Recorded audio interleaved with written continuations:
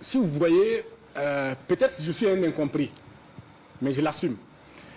La différence entre vous et moi, c'est que moi je dis que finalement, le paradigme contestataire qui consiste à imposer une vision du monde pour expliquer le malheur des dominés par l'existence des dominants ne nous fait pas avancer dans le débat pour la libération. Au fait, la liberté, pour se libérer, on n'a pas besoin de dénoncer. Pour se libérer, on a besoin d'arrêter d'obéir. Ça fait des décennies que nous dénonçons ici et ailleurs l'oppression des oppresseurs. Ça ne rend ni hommage au combat, ni service aux Africains.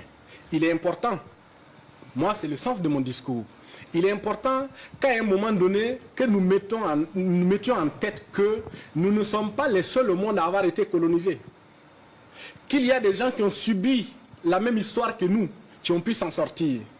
Paul Kagame n'est pas resté à pleurnicher sur son sort. En 1960, la Chine de Mao Zedong avait le même niveau économique que plusieurs pays africains. Aujourd'hui, la Chine, c'est la première puissance du monde. Elle n'est pas restée là à pleurnicher pendant des décennies. L'Algérie a connu combien d'années de guerre avec la France? Aujourd'hui, selon les statistiques qui datent de février 2021, l'Algérie est la deuxième puissance militaire en Afrique après l'Égypte. Ils ne sont pas restés là à pleurnicher sur leur sort. En vérité, pour moi, le discours que je pense être le meilleur aujourd'hui, c'est à un moment donné de se dire qu'il est important que nous-mêmes nous changions de paradigme. Parce que s'il s'agit de pleurnicher, nous avons pleurniché. Il n'y a pas eu de résultat. Et je suis tellement choqué d'entendre que c'est le président Macron qui doit venir soutenir la démocratie en Afrique.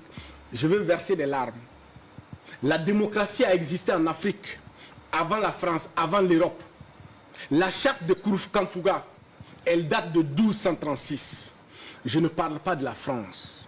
Je parle de l'Europe. À l'époque, on ne parlait pas de démocratie, ni en France, ni en Europe. C'était des seigneurs. C'était la jungle. C'est-à-dire leur vie, ils devaient se battre pour leur propre survie. Et c'est Macron qui va venir aujourd'hui dire aux Africains, je vais injecter 30 millions pour soutenir la démocratie en Afrique. C'est l'hôpital qui se moque de la charité finalement. La démocratie, elle a existé en Afrique avant la France, avant l'Europe. Et je vous rappelle, il y a eu la démocratie dans l'empire du Massina, avec comme capitale Amdalaï. C'était un régime théocratique, mais la démocratie l'a emporté. Ce qui ne marche pas aujourd'hui, ce n'est pas la démocratie, c'est la démocratie électoraliste. Et ça ne marche pas parce que les Africains ont décidé de ne pas prendre leur destin en main. Ce n'est pas que la France. On a décidé de ne pas prendre notre destin en main. Tout à fait. Et il ne peut pas y avoir de liberté ni de libération aussi longtemps que nous resterons les bras croisés à accepter l'inacceptable.